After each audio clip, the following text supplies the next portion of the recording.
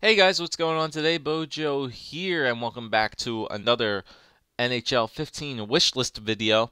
And today we're going to be talking about one of my favorite game modes in the NHL series, as well as one of my favorite kind of videos to make on YouTube, and that would be GM mode. So, our last episode, we took a look at the NHL 15 legends for both online versus plays, shootouts, and Hut. So, if you guys missed that episode, make sure to go into the description down below and find the link for that. Go check it out.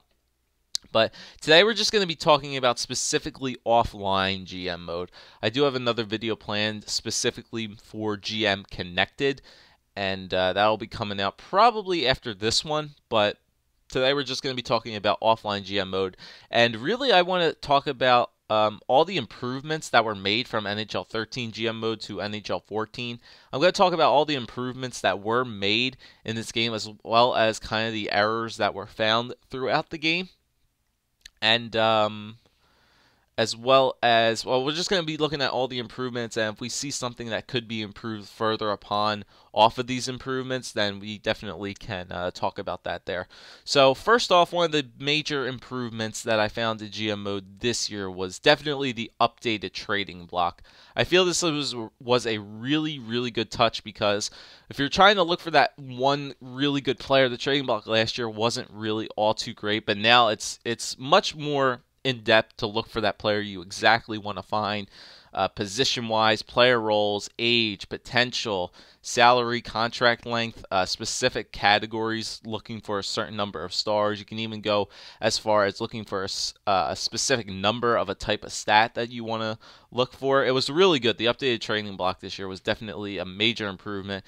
And then once you actually get onto that list of players that you want to look for, it shows you everything, like team, if they're eligible for waivers, contract length, overall potential, even individual stats as well. And you can click on that player, and then when you just want to propose a trade for that player, you just click A, and it brings you right to the trading block screen, which was good. I still think they can. I feel like it's good.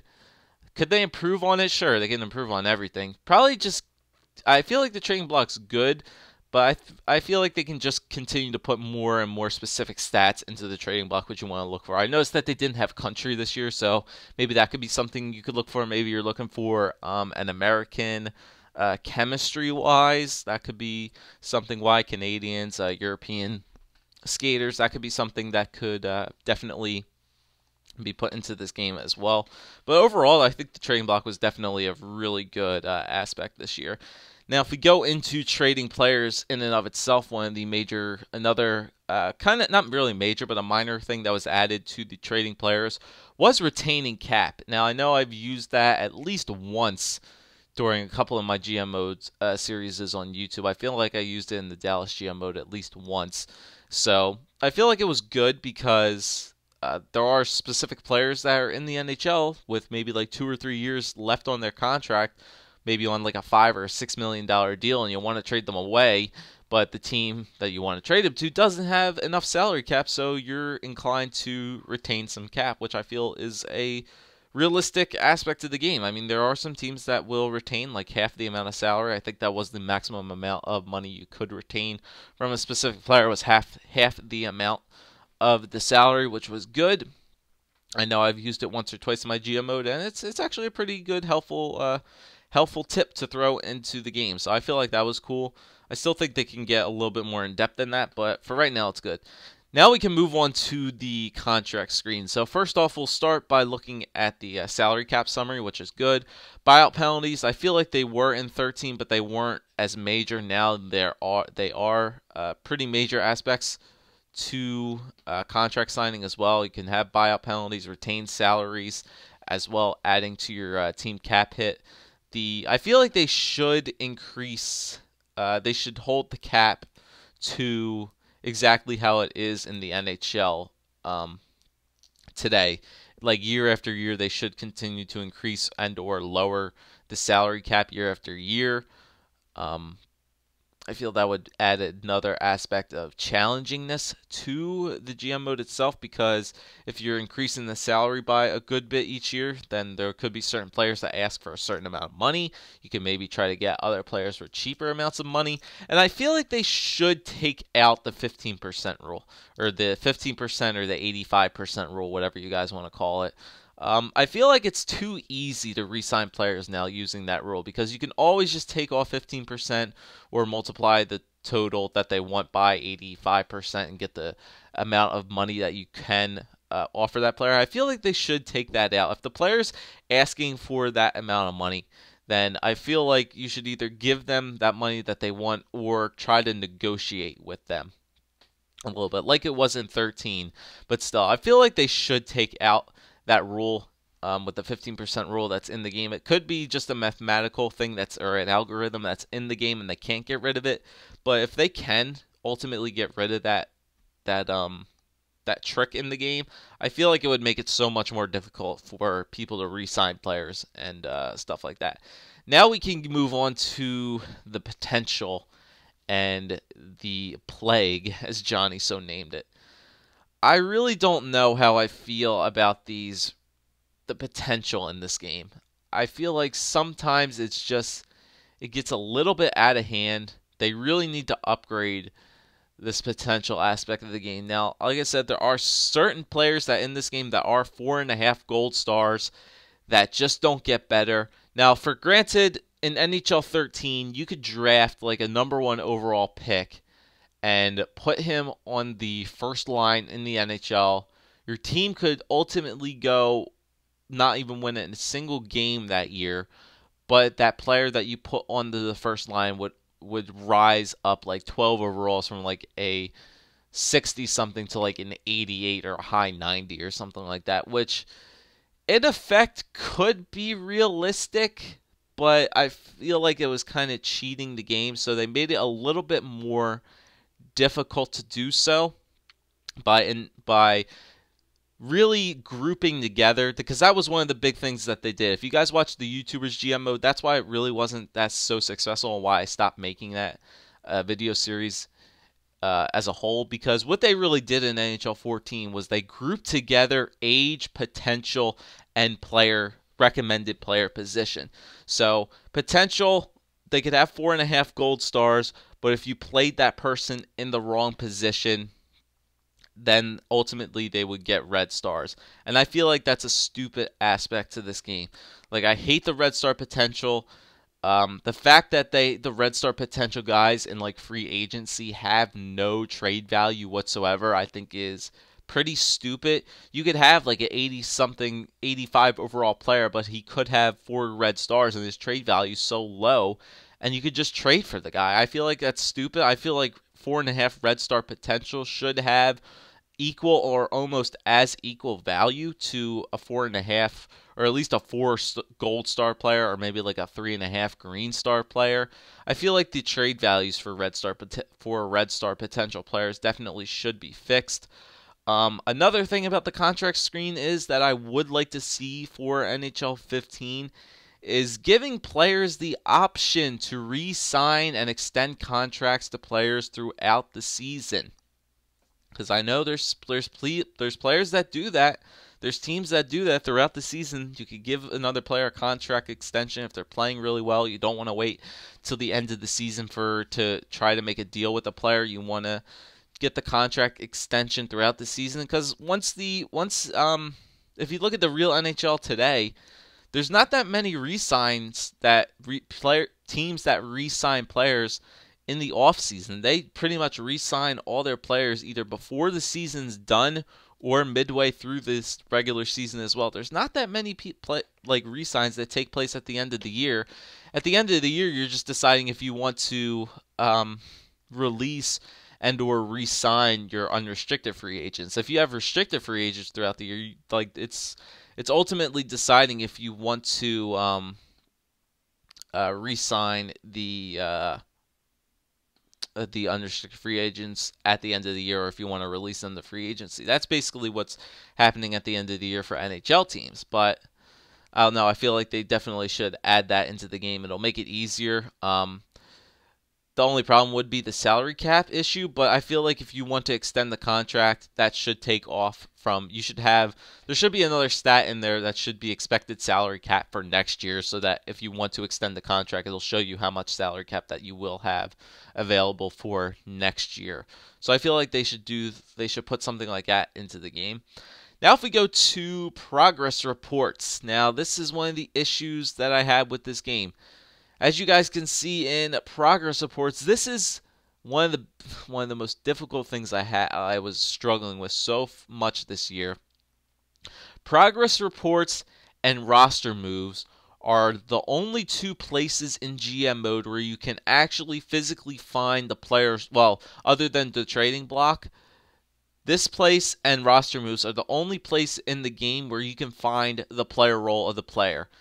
If you were going to edit your lines, I feel like that was so stupid that they did that this year. They took that off of the edit lines. If you wanted to edit the line of your player, last year, if you clicked on the bio of the player, you could actually see what the player role was of that player. Now you have to go searching for it, and I don't really like that aspect. You had to either go into progress reports or go into roster moves and actually see where the player was supposed to play at. I'll get to that later when we get to hold on, probably edit lines. I'll get to that, or probably strategy or statistics, but we'll get to that. Actually, you know what? Screw it. I'll talk about it right now. Player roles need to be updated. They really do, especially not really for the NHL players, but for the AHL players. It's really bad. The defensemen are actually kind of good because they actually show minor league top 2, minor league top 4 defensemen of where you should play the defensemen. But for the forwards, it's really bad. It's really bad for forwards. So I think there's only really 2 specific player roles that are for AHL players. It's either depth players or other. What is other? It doesn't make sense to me. Other. They're an other forward. It doesn't make sense to me.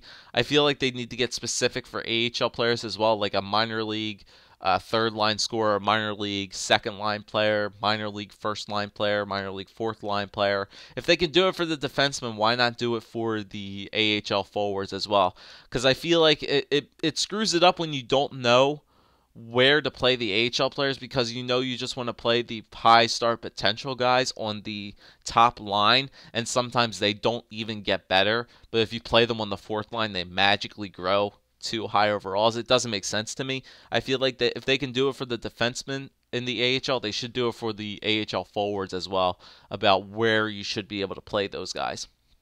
Now, if we get back to progress reports, they need to reset year after year. Because I'm tired of seeing, like, you go into the season and then it says 15 stats modified, but that's from last season. That didn't happen throughout this year. That happened through the off-season and the preseason. I feel like they should just either that or kind of fine-tune it so that you can look, progress reports from this set period to that set period, so you can actually see where the attributes were modified. Because if you're looking at this right now, like midway through the season, like, oh shit, BOJoeKO dropped to a 78. Wait, he's still at a 78. He was still at a 78 at the beginning of the season. So where did those 15 stats get modified from? Oh, they're from the off season into preseason into the start of the regular season. So I feel like if they add a time period from the progress reports, I feel like that would help out a lot, so you can actually see when the players are actually dropping. Okay, so now if we get to scouting, scouting's a little bit weird if you ask me. I feel like this year you definitely could single in on a specific player you want to search for. Like if you wanted to go after one specific player, you could continue to scout that specifically scout that location year after year. But once again, it's still in that awkward stage where you know who the top prospects are going to be in the game, so you always want to pick them. But I feel like there definitely should be some sleeper picks. Like if you scout the guy for long enough, his potential should change only for you. Like I said, potential should definitely be not affected on if you scouted that location or not. If you know the player is, like, say you don't scout, I don't know, name somebody who's like, say if you don't scout Connor McDavid, let's say if you don't scout Connor McDavid, if you don't even bother with that league, like it shouldn't be unknown to the fact that Connor McDavid's going to have, like, on your progress thing, it shows that Connor McDavid has 2.5 Red Star potential. You know that's not true because of the caliber player that he is.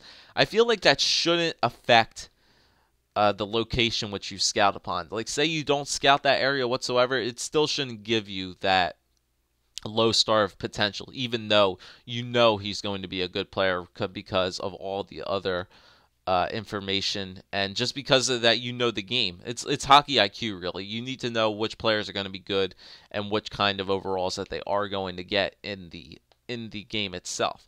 So I feel like they still should single in on scouting a specific location, maybe just only knowing about that one player specifically, and then maybe grabbing him up in the second round or something like that. So there definitely can be some big improvements to scouting. Now, if we move on to editing the lines, I feel like this was a very good touch that they put in there, especially just that number at the top, the amount of dressed skaters and dressed goalies was good, so that you always know which players are missing, because last year, if you didn't have the required amount of skaters left, you either had to edit lines and figure out who was missing, and if you hit best lines, you had to redo your lines all over again. And plus the editing lines aspect now, where you can actually just click on a player and swap him, giving you that whole entire list, was very, very good. You can specifically just look for forwards, defensemen, goaltenders. It shows you player types, individual statistics of a certain stat. It was really good. I feel like that was a good aspect that they throw in there. Now, here's something I feel like they can improve on a hell of a lot. These next two features are very, very, very important to me, which would be the strategies and the staffing. So I feel like they should stress team strategies into this game. I really do. I feel like this is something that you should change up on a consistent basis, where they should show team strategies for like first line, second line, third line, power plays. Like if your power play is not doing so good, you could change the strategy of the power play in addition to changing the players on the power play. I feel like the team strategies are definitely not used enough. Team strategies are mainly only used for if you want to play the in-game aspect of GM mode, which I will get to later as well, which I feel like they should take out. But that's really what the strategies are only for, is playing the in-game of GM mode, where I feel like it should have an aspect on the simulation as well. So I feel like they should incorporate that more in depth into the game. And then if we get to staff, a lot of you guys really want to stress this onto in the GM mode, and I really want it as well. If you go into the GM tracker, you can do your staff upgrades, upgrading your amateur scout, pro scout, medical staff, and your assistant coach. I feel like that we should be able, since you're the GM of this entire hockey organization, I feel like that it's about time that NHL 15 actually throws the names of the staffing into these games. Like, give us the actual name of the head coach, the assistant coach. If not, if they can't do that, then just put you can actually hire and or fire staff in this game. If you can upgrade your scouting, and if you can upgrade your medical staff, and you can upgrade your assistant coaches, why not just give us the abilities to either hire new coaches and or fire our current staff if something's like not working out? Like you guys saw in my GM mode for Columbus, we started out 0-10. I want to make somebody responsible for that. I want to take full responsibility as the GM to make an executive decision and fire the head coach, fire the assistant coaches as well, and get some new assistant coaches in there as well. Make it so it's like Hut, where you can get a coach and he can either upgrade certain aspects to the team. I feel like that would be pretty cool. And even if they can get the actual, and make coaches available in free agency, coaches and like staffing available, like pro scouting as well, available in free agency, where it's basically you can go onto free agency like you can search for players. You can search for coaches that are like maybe specific or trained in one skill area of the game. Like, oh, they're really good at scouting Swedish players, or they're really good in the WHL. They're assistant coaches. They're really good at improving the shot of a player. I feel like that would help out for progress reports out a lot. I feel like that would really be helping out. So like if you hire an assistant coach with a lot of good what's its face, with a really good shooting category, you can start to see that some of the players in your progress reports are starting to get a much better shot. So I feel like that would be pretty cool if they added that into the game. So now if we move on to another part, which would be the statistics of the game. I don't know if they changed this or not this year, because I don't remember if I've gone so far in my Dallas GM mode to remember if this was actually into the game or not. But I feel like in the statistics aspect of GM mode, you can only see up to a certain number of years in that GM mode, which I feel like is stupid. It's just a minor thing that they really should just add up every single year. As this goes with the awards as well, you should add in the awards for every single year of that GM mode, not only just after every 4 years. I feel that's stupid. They definitely should add it cumulatively over how many years the GM mode is. We already talked about staff. Another good thing that was put into the game this year was the assistant coach rotate goalies. I know Johnny was very adamant over this last year. I feel like this is a good thing. It just makes the entire GM mode run much more smoothly. Like I said, if you have 2 really good goalies on your team, or a very good potential-wise goalie, you don't have to worry about it. You can just, if you're just doing it offline for, not doing it for a YouTube video like I am, just simulate it all the way to the end of the season. You could just watch the simulation just go. It's much more relaxing. It's an easier thing where you don't have to worry about anything throughout the season. There is still that the problem where the backups are still getting more time than like starters who are 88 overall. I feel like they still need to change that a good bit. Maybe gets the algorithms changed up a little bit so that the starters are getting at least like 60 starts a year, while the backup only gets maybe 20 or so starts throughout the year. So I feel like that should definitely be changed or fixed. And now here's a part of the game where you guys may or may not agree with me on this.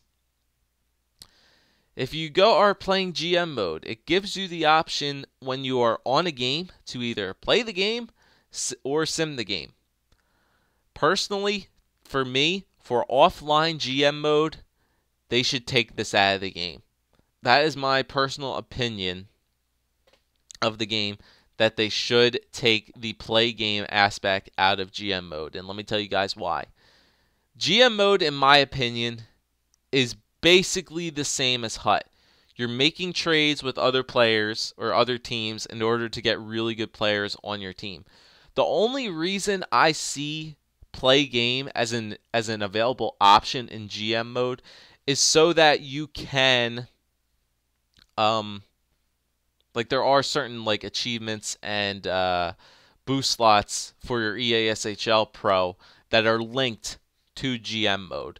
And that would be the only reason why I think play game is in there. Be like, oh, it's game 7 in the Stanley Cup Finals, and you need to win this game in order to unlock a certain boost slot or get a certain achievement in the game. So instead of risking it by simulating the game, even though you could, if you do lose the simulation, you can just quit out and restart it again.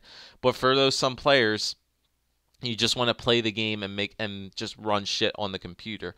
I feel like they should take play game out of GM mode, personally. I feel like that GM mode should be a strictly simulation typed game mode in the game, and it shouldn't have any type of play game aspect to it. Because like I said, if you want to play a game where you grab up so many amazing players on a team, play HUT. That's my personal opinion. GM mode playing game is the exact same thing as HUT. Because in Hut, you can play against offline opponents with your own created team, and this is the exact same aspect of GM mode as well. You can play computer opponents with your online created team. It doesn't make sense why they have the play game option in GM mode. It should be a strictly simulation-based mode in this game. I don't know how many of you guys would agree with that, but I feel like they should just completely take it out of the game. So that's basically it, guys. That's kind of my review on the NHL 14 GM mode, as well as some of the new things that we would like to see in NHL 15. Mainly, it's re-signing players throughout the year is a big one. Giving GMs the option to hire both assistant coaches, medical staff, and head coaches exactly like free agency, as well as giving us the ability to hire and or fire the coaches if the team is not playing so well. Just basic improvements with potential, upgrading player roles.